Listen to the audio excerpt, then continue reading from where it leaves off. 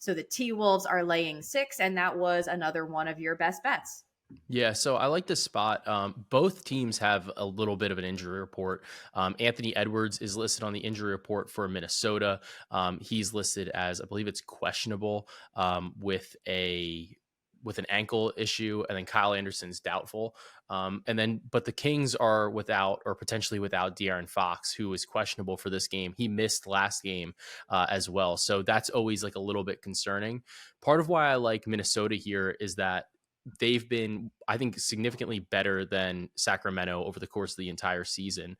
And I also like the fact that they have multiple guys that can really kind of handle Domantas Sabonis, between Rudy Gobert, Karl Anthony Towns, and even Naz Reid to a certain degree.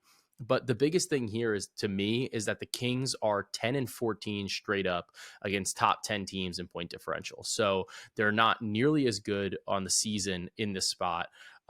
When you look at them, they have a minus 5.8 net rating, and they've actually been failing to cover the spread by 3.8 points per cleaning the glass. Minnesota's offense is not that good. And without Anthony Edwards, I think it definitely makes it a little bit tougher if Ant does miss. But at the same time, the Kings defense has been really poor in this spot.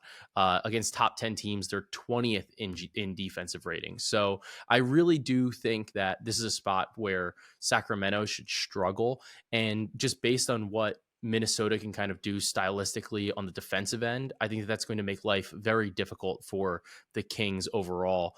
So I like the Timberwolves. I'd lay the 6. I think it's kind of like a funky line right now, just based on the news. If Fox is in and Ant is out, then maybe we see this go to like 4.5. If Ant's in and Fox is out, maybe we see this go to 8. And then maybe if both are in, then we stay at 6, or if both are out, we stay at 6. So I do think that they're both the primary like offensive engines for each team. But I do think that at the end of the day, Minnesota's defense is still going to be absolutely locked down in the spot and make it difficult for Sacramento to score. So I'm okay with laying the 6 right now. Probably do a half unit and then add to it later, depending on some of the news. Good call. And what about from a prop perspective? So from a prop perspective in this game, I really like Rudy Gobert, his rebounds against Domantas Sabonis. So this is a national French fry day for us. Over his last 10 games against Domantas Sabonis, Gobert has averaged 16.2 points and 15 rebounds.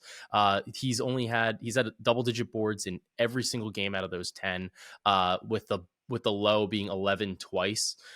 He's had plenty of games at 14, 16, some 17s. He even had a 23 rebound game in this spot. So I actually think that I'd either take the rebounds, depending on where it's at. If it's at like 12.5, I definitely like the rebounds, maybe even 13.5 if I can get a plus number.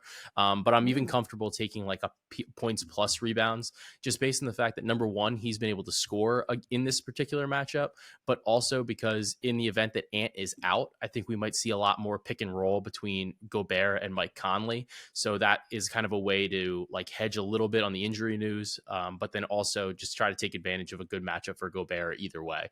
So his line's been about like 27.5 on the points plus rebounds, probably a look that you could take in this type of matchup as well. So I'm going to be looking for those props whenever they pop.